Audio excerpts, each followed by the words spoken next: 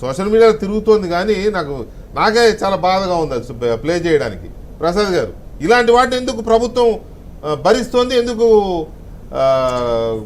Control చేయలేకపోతుంది? మీరు ఇక్కడ ఒక విషయం సార్, చర్యకు ప్రతిచర్య అనేటట్టుగా తీసుకోవడానికి చంద్రబాబు నాయుడు ఎప్పుడూ సిద్ధపడ్డు. ఆయన మృదు స్వభావి. తర్వాత ఏంటంటే ఆయన ఏమి ఫ్రాక్షన్ ఉద్యోగం నుంచి వచ్చినవాడు కాదు, చాలా కాముగా పోయే మనిషి, అభివృద్ధి మీదే దృష్టి పెట్టేవాడు. అంటే నిజంగా ఆయన ఎవరినైనా ఆయన మీద దాడి చేయడానికి వస్తే కూడా జారిపడేవాడు ఆయన.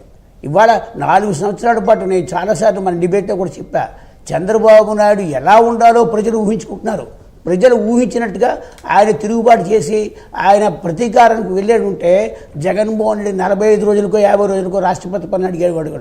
1825 రోజులు పరిపాలన సాగించిన జగన్మోహన్ రెడ్డి టైంలో ఒక్కనాడు కూడా చంద్రబాబు నాయుడు రాష్ట్రపతి పాలన పెట్టమని డిమాండ్ చేయలేదే.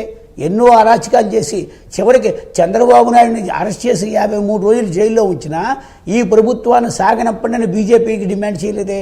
మనం గమనించాల్సింది ఏంటంటే ఆయన అధికారం కోల్పోయాడు. అధికారం కోల్పోయిన తర్వాత ఆయన అసహనానికి లోనయ్యాడు. ఆ లోనయ్యి ఏ రాయి పడితే ఆ రాయి 10 రాళ్ళు విసిరితే 9 రాళ్ళైనా చంద్రబాబు తగులుతాయా లేదా, లేదంటే 11 రాళ్ళు వేద్దామని చూస్తున్నాడు తప్ప. ఇవాళ మన దేవాదాయ శాఖ మంత్రి గారు దువ్వాడ శ్రీనివాస్ విషయంలో ఒక మాట చెప్పాడు. ఆయన అటువంటి వ్యక్తి శాసన మండలిలో ఉండకూడదు, అది రాజీనామా చేయించాలి. కుటుంబ వివాదం హత్య చేసిన హంతకుడే శాసన మండలిలో ఉన్నాడు సార్. హత్యకు ప్రోత్సహించిన వాడే ముఖ్యమంత్రి.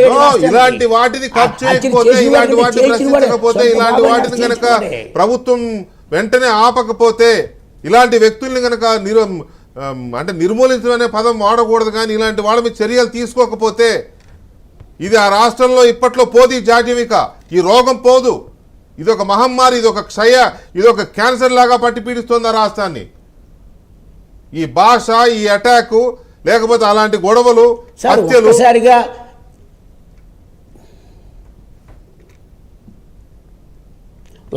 ఒక్కసారిగా చంద్రబాబు నాయుడు తన స్వరూపాన్ని మార్చుకుని, తన స్వభావాన్ని మార్చుకుని, కత్తి డాలు పట్టుకుని యుద్ధంలోకి వెళ్ళిపోయి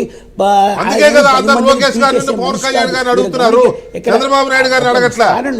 చంద్రబాబు నాయుడు గారు స్లోగా ఆయన కొంచెం మృదువుగా ఉంటాడు, కొన్ని అన్ని ఆలోచిస్తాడని, కానీ వీళ్ళని అడిగేది అందుకే వాళ్ళు